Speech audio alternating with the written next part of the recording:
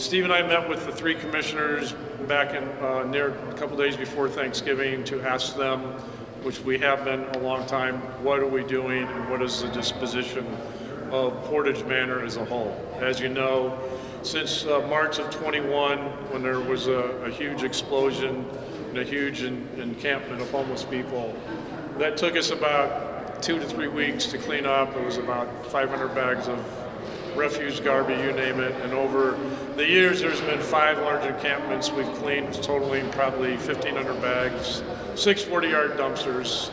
So that's one of the things that we had. During that process, I developed trails out there, started making them for hiking, biking, walking. So it's a very phenomenal property for those who've been out there. And then Steve did a survey on that, and he can talk about it when I throw it over to him. So we're concerned about the property, and the other thing is the building. At that meeting when we met with the commissioners, President Baxmeyer told us that he's giving all the property at Portage Manor, including all the property to Portage Manor to the city of South Bend. I subsequently got a hold of the mayor finally in January. He was very shocked that he's unaware of that, and we approached the commissioners a week ago on Tuesday, but the Monday before that I texted with the mayor and said, is there any update? He goes, I can't tell you one way or the other. I don't know what they're doing with it. We haven't been contacted. So that being said, that's fine. What we asked at that meeting is the commissioners get some appraisals for the building and then put it out to the public.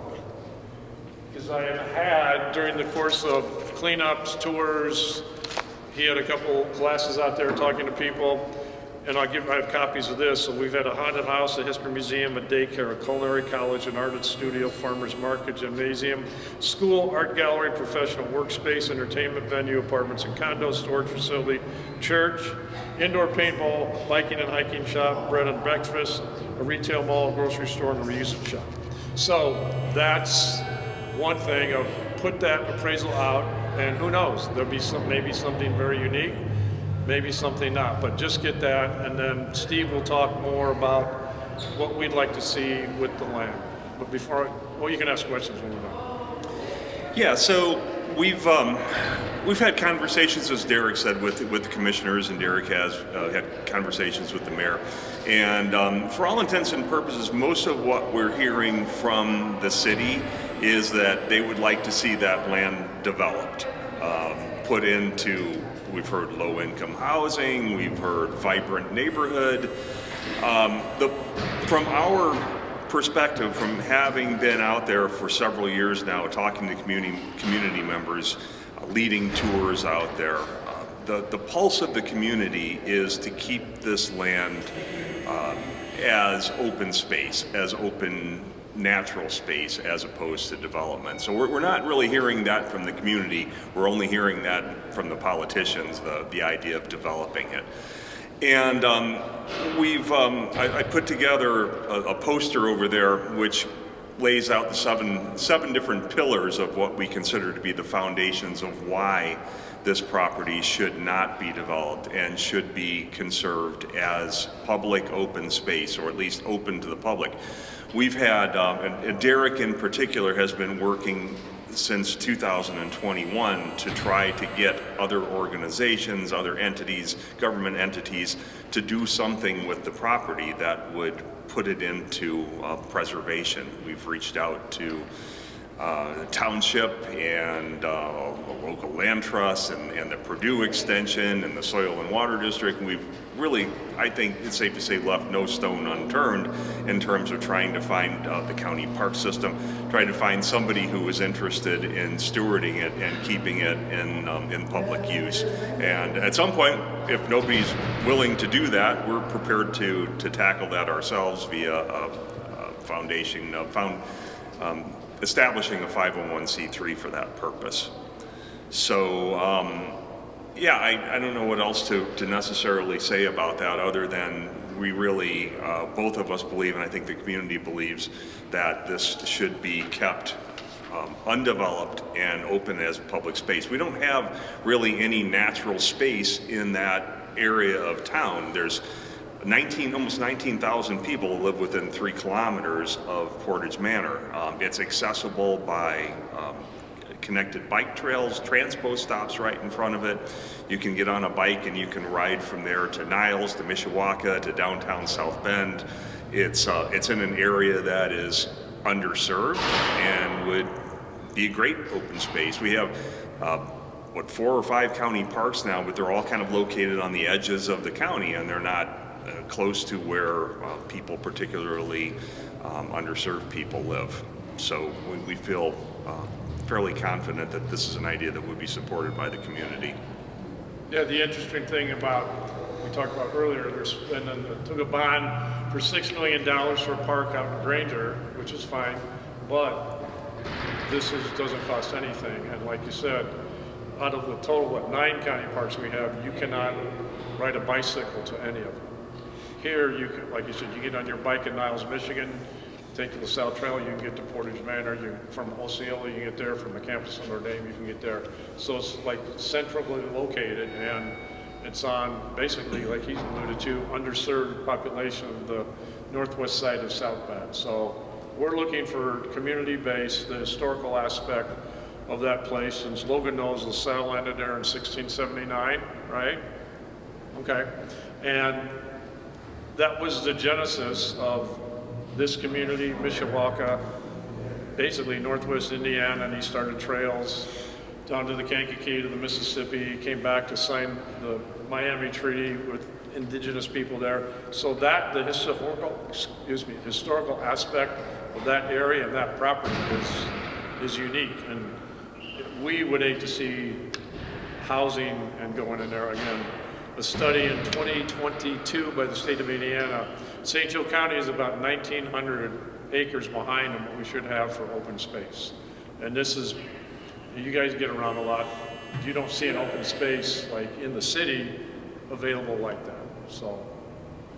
Yeah, it could almost be like a Central Park type atmosphere. And we've had several county council members that have come out there, and then of course in November, the county council passed a resolution urging the commissioners to entertain offers for the building and for the land. We've had a local school, St. Thomas More Academy, that's very interested in the building, but unless the commissioners move forward with an appraisal, we don't really have a process for which they could bid, they or anybody else could bid on the building. And to be clear, we consider the building and the surrounding lands to be separate entities. We're very much in favor of preservation of all of it, but the building is really a separate entity completely, and it would make a great school, and particularly for a school that wants to do environmental education and hands-on outdoor activities and ecological restoration work, and there's tons of opportunities from the community.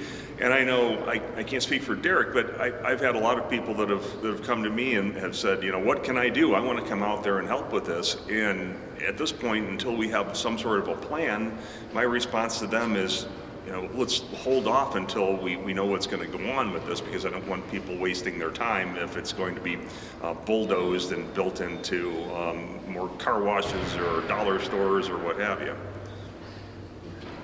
Questions? Just to clarify, you're urging the commissioners to do an appraisal on the building. Just the building? Just the building. Okay. And then that way you can move forward with redevelopment. Well, it's the 2 pieces. One, the building, and then again, their vision of what to do with the rest of the property. The confusing thing to me, they told us face to face they were giving all the property to the city of South Bend, and the city of South Bend, they didn't know much about it. And there are a lot of components to this also. Originally, the county acquired the property out there in several different chunks. At one point, it was over 200 acres. In the 1950s, they removed some of it from the county farm to give to the city of South Bend for the water treatment plant. Other areas went to where the county highway garage is at. In the 1970s, they entered into a lease with the Chet Wagner Little League out there. So those areas have kind of been set aside, even though the county highway garage and the Chet Wagner field are still owned by the county. We don't know necessarily how those enter into this. And then just this week or last week or this week, the county commissioners finally transferred the historic Pauper Cemetery over to Jason Critchlow over at Portage Township. So we're looking forward to seeing that section of the property get the attention that it's needed. There really hasn't been anything done to much of that property for, when I say the property, I mean the woods and the fields and the ravines, for many years. There was a lease in place with a local farmer who was farming the fields that the county thought wise to break the lease of in 2020 or 21, right? And since then, those fields have just been fallow. But This is the whole property. This is South Bend. This is our highway garage area through here, Chet Wagner. So basically, this came all the way to Riverside. It was over about 210 acres. Now we're down to about 153, including Chet. There's the cemetery. So you're just looking basically at all of this land, which is about 99 acres. The ravine here is about 21 acres. The school and the parking is like about 7 acres. And without stewardship, we've seen a lot of invasive plants move into those former agricultural fields, including Canada thistle, which is a state-regulated noxious invasive species. There needs to be stewardship done to this, and whether or not the county owns it or if they give it to somebody else, somebody is obligated to start taking care of this property, because what's growing there doesn't just affect that property, it's also blowing out into the surrounding neighborhoods. Again, just to clarify, and I apologize if you already said this, the county still owns that land, or was it actually given to the city? No, the county still owns it all. The only thing that we gave The cemetery. the small 2.5 went to Portage Township and the cemetery. The rest is still county. Okay, so that whole deal with the city just never Well, panned out. like the city really didn't confirm Got it. that happened, and you'd have to call those people. It was just like we were shocked that they said that to us. They're giving it to the city, and even more shocked when Mayor Mueller was like, no. Just, I mean, based off of that news, it gave the impression, that it wasn't a deal, between the county and the city. But obviously, as you mentioned, the city doesn't seem to be aware, is not confirming that, and why did this go? I don't know, you'd have to ask the commitment. We had probably for 6 months before we finally got a meeting, what are you guys doing, what are you doing, what are you doing? Then when we met, they said that, and then I followed up with Mayor Mueller and said, we haven't heard from them in like 4 months, I can't tell you one way or the other what they're doing. So I don't know, it just seemed odd to us that you have something here that could be appraised and something very cool could come into the building, hopefully, and then just all how cool the land is. So I guess we're different from the three commission thing. We want something done for the community. And like they're driving the car right now, so it's up to them to do an appraisal. Hopefully they do that, and then we can take steps along the way. So essentially, this is you two just kind of taking the initiative, like, instead of just forgetting about it and being confused about the ownership between the city and the county and no one's doing anything with it. This is, okay, here we go. Like, there's some ideas for the building and things like that. Though, if you know us, like, we're very proactive on stuff, and again, if we wouldn't have gone out there and cleaned up all that stuff, it would probably still be sitting there, unfortunately. Absolutely. Yep. That's the thing, because we're kind of hands-on and we like to do stuff, so.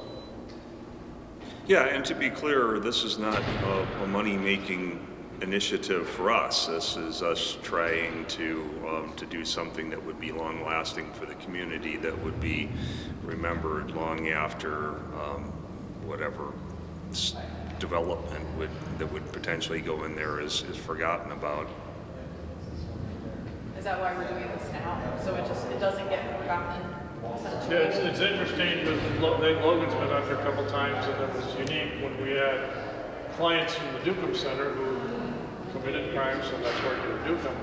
But over the process, we probably had well over 30 come out, and Logan, they came out and interviewed the guys who were working with us, which I don't call work.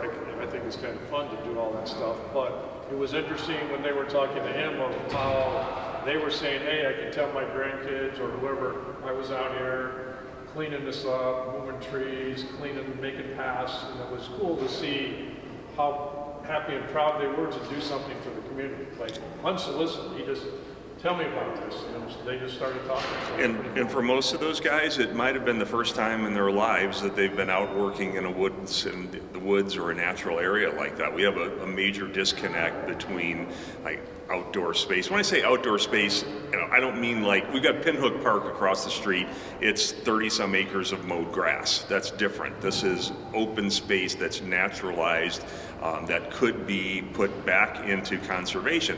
The city of South Bend right now is undergoing a $1.8 million tree planting initiative to grow the urban tree canopy. And we've got 100 acres out there that could be put back into woods. So it doesn't make sense to me that we would be talking about the importance of growing the urban tree canopy at the same time wanting to take what could be a natural area like that and putting pavement and solid surfaces on top of it. With that, you guys kind of touched on it again. You guys, you say you don't stand, any personal, financial gain from whatever happens in this land. This is just self-interest. no, Yep, that's just correct. Going out, I thoroughly enjoy that, going out there. What we're doing, when you see stuff, because over the years, the place was built between '07 and '09, and the stuff we have found, it's kind of revolting because the community and probably county and city people take it out and just throw it in Portage Manor. So once you come out and see the trails, there's tons of old cement that somebody would chop up and throw out there. There's a still, and I can't remove it, like a car that was thrown over the ravine and is grown there. The amount of liquor bottles from probably people who live there and or in Canton is into the thousands. There's large pieces of furniture, coal, somebody dumped coal there. And at some point, I think the previous person who was running that, they had bed bugs, and we found probably 3 dozen of the mattresses just thrown in the woods. And when it rains, those things are heavy and they break apart. So it was just anything that was ever done, just throw in the woods. Yeah, and to follow up, what I was saying about the disconnect that we have with residents and natural spaces like that. This has kind of resulted in what we like to refer to as an ecologically illiterate society. Kids grow up not knowing what tree is growing in their front yard or why it's important to preserve biodiversity, not just because we're tree huggers, but because human health depends on it. And we see a great need for doing education, ecological education, and this is a great place for it, particularly if it had a school on the property, but also just bringing people out from the community to try to put them more in touch with nature and ecology. We used to be, back in the day, back in Derek's day, he'll probably talk about, kids used to go out and play in the woods, and we don't do that anymore. Yes, sir. So you just mentioned having a school on the property. I assume that's in reference to the St. Thomas More Academy proposal. What are your thoughts on that proposal, and why might you support that idea to build a school? Well, I think there's several ideas. To me, whoever is just not the people, those people, but a school, I think, like he alluded to, would be so cool to have there. One, okay, kids, put your phones here. Guess what we're going to do? We're going to get a canoe. Here was that was 1679. You went to what's your next food? You're going to find shelter. Who's going to hunt? What do we do? Which way is east, west, north, south? They landed, the sat landed here in December. Okay, how are you going to start a fire? Like just teaching kids. And actually, to the north of Riverview Cemetery, if you've ever been out there, there's a saddle landing park, which nobody has a clue exists. And a teacher from Corpus Christi built an amphitheater where the actual landing, and they used to do colonial days where kids would dress up and do that. So I think being able to develop children, hey, there's more than these stupid phones in our back pocket. Like, just explore this. Like, he alluded to, where's a birch tree, where's a sycamore, where's this type of tree? Hey, don't touch that, that may be poisonous. How are we gonna create a shelter? There's 5 natural springs besides the water that flows in there from off rain and stuff, but there's 5 natural springs that run into the ravine, which is very cool. So it's just a lot of opportunities that kids could get hands-on, like how to grow as a human being, how would I can take care of myself. This is the physical aspect of it. Climbing up and down, falling, getting hurt. Okay, you're gonna be all right. Just experience that instead of looking at a computer, oh, here's the trail. Well, no, if you're gonna be on a trail, tonight you're gonna have to find wood and stuff. You're gonna have to make a tent because you're gonna go to sleep. That type of stuff, and letting youth think, even adults, like people just, everything is on a computer, on your phone. Let's go out and enjoy the area. We have a disconnect between what people perceive the real Indiana to look like and to consist of. So for someone like myself, and there's an old quote from Aldo Leopold that talks about the penalties of having an environmental education is that you see all of the wounds, I'm paraphrasing, you see all the wounds that have been afflicted to the land, but people don't necessarily realize that because they've never been taught that. So I think, going back to your question about the school, I think a school would be absolutely ideal out there, and it would be an optimum place to be able to teach kids how to do some hands-on ecological studies and restoration work. We're seeing these old farm fields which have gone fallow start to do interesting things. We're seeing them being colonized by some early successional native plants, some early successional trees, some invasive plants, teaching them the difference, teaching them how ecology works, teaching them how the earth is trying to heal itself by sending out these pioneer plants is all information that's just not being taught by anybody these days. And that's the reason for the appraisal, because probably 90% of that list, once people find out how much they're going to have to spend to do the building and get up everything, like, well, that's not going to work. Okay. I love the idea of a haunted house, but that's maybe a one thing, and the haunted house in my house is established. But that's why you do it, because there's probably something we've never even thought of that somebody could come in and do. So. And Sorry. certainly, also historical preservation is one of the pillars that I outlined in the chart over there. And you know, this county home is very historical. It was farmed by early South Bend settlers before being purchased by the county. In 1903, I believe, is when the county purchased it, and the home opened in 1907. And for over 120-ish years, it was operated as the county infirmary, which was not always a happy place. The indigent, or anybody who couldn't take care of themselves, went to live there. We had these homes all over Indiana, and just about every county had one. And at some point, thanks to the things like federal social safety nets, Social Security, and things like that, they became decreasingly needed. Most counties sold off their properties, or some of them developed them into parkland. Over neighboring to us up in Berrien County, Love Creek County Park is located on the old county home. In Elkhart County, Oxbow County Park is located in their old county home. So what became of some of these properties really kind of varies, but there's history there to be taught. The building itself holds a tremendous amount of history to it. The farmland is part of the history. There used to be a dozen or so buildings out back there that dated back to the 1800s. The only one that remains is the old smokehouse. But it's all part of the story, and I think there's a certain reverence that needs to be preserved to all of it. So I'm probably maybe subjectively a little bit more conditional to what I would consider to be a proper use for the building, and the school certainly fits that bill, or something else that would attempt to preserve some of the history that's involved. There were a lot of people who lived there. There were a lot of sad, tragic stories that took place there, and I think that needs to be preserved for posterity.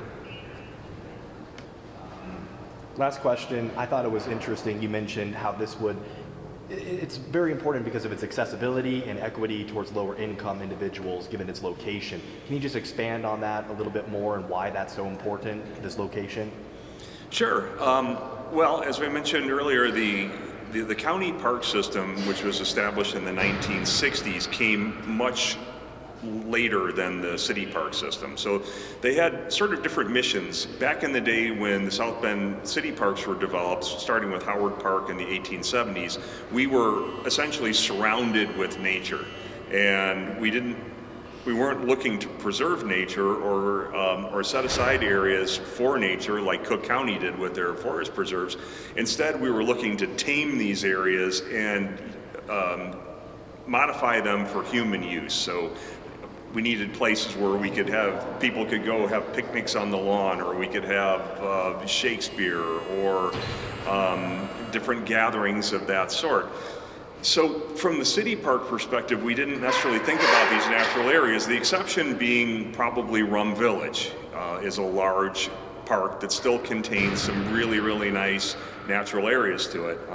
The other half of it was really more developed for human use over the years. But going back to your question, then the county park system came about in the 1960s, and they're all located along the margins of the county, because by that point we already had the South Bend City Parks and we had Mishawaka City Parks. So the land that remained, if you think about it, Bendix Woods and Spicer Lake are on the western border, St. Patrick's is on the northern border, Bago Freddy's on the eastern border. So we didn't necessarily build these parks where they were close to people, and these are the ones that have the large open spaces to them, the naturalized spaces, kind of like Rum Village does. Now, if we go up to the north side of South Bend, near where Portage Manor is located, we have no such really publicly accessible natural or naturalized areas. St. Patrick's Park is not far from there, yes, but it's not as accessible to nearly as many people because it's located in an area that's less densely populated. Rum Village is located in a fairly densely populated lower income neighborhood similar to Portage Manor, but that's a long ways for the people from the northern side of South Bend to be able to travel. So by having a large naturalized area in the middle of the northern area of South Bend would benefit a lot of people, I think. A lot of people that wouldn't normally be able to, say, walk to a natural area or bike to a natural area like that. We do have city parks, of course, and they largely serve a different purpose. I think it's the reason for the appraisal, but this is someone who's been inside that building. What kind of work would you anticipate needs to be done in order for any of those great ideas? Well, one is, if you've been in there, the lack of restrooms, because it was dormitory style, and then on the far north and then on the south. And they had a couple in, I guess, the middle of the place for staff and so on. Because when we did the auction, they had a very nice kitchen, all that stuff was auctioned off, a lot of furniture. So I think it's just infrastructure. I think in 22, they redid the boiler and the heating system and that. So you need somebody to come and like read okay, if I want to do this, what would it cost me? And I think probably the toughest part was it was built between 07 and 09, and there's not like a wall that we can knock down. It's everything is this wide. They built it not to burn. I think when they built it, there were 24 fireplaces in there, and it's a very big building, and you would have to have some revenue or some money to be able to do that. So that's why you put it out to the community, and hopefully somebody comes up with a good idea that has the capital to do it. So I think that's the biggest. If I were to remodel it for a school, like I think it kind of sets up for a school because some of the rooms are big, some of the rooms are smaller. You can do that. But you know, farmers market, dance studio. I don't know if people want to do it. Anybody can do anything, but you're going to have somebody to do it. And if someone does have a great idea like that, what would the process be then? Like, does that come down to the commissioners to make? Well, yeah, I think all this is in the commissioner's lap, and to make a decision. I think once you get it, we think you put it out, let's say you get 2 dozen or a dozen appraisals. I mean, you get a couple appraisals, here's our base price. All these ideas, you're going, they can't do it. Like, then just whittle them down, talk to people, hey, what's your plan to do this and how much do you want to invest? So it's going to be their decision whether they want us involved. Couldn't tell you, because you can see we're very aggressive and we want something to be done for the community. Ever since we closed it, it's been sitting there, and it hasn't. When I was a commissioner, I attempted to tell the others, let's get going, let's do stuff here. It was just, nobody cared. I think to follow up on your question, what would need to be done to the inside of the building depends entirely on the purpose that it would serve. We know that to try to modernize it as a medical facility would have been an absolute fortune, much cheaper just to tear the whole thing down and build a new building.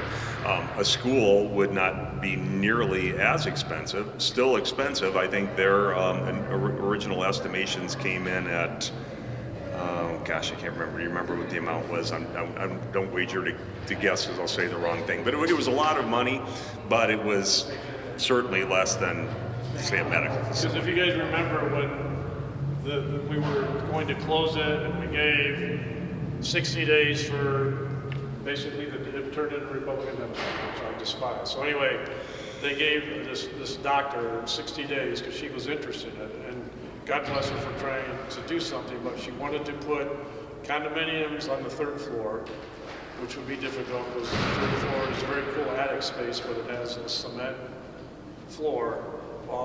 And I think she didn't realize if she bought it, she was responsible for paying the employees, paying their insurance. You buy the soap, you buy the dishes, you buy the food, you pay the electric. It's, God bless her for trying to do it, but that was like, she was vented, and man, you don't have the finances to do it. So that's the reason. Getting appraisals, let's throw that out there and find out what comes back in. We've been having the conversations now about the future of that property for, 5 years now? It's been closed for going on 3, so we think that it's time. I think it's very reasonable to expect that something be done with that property in a relatively timely manner.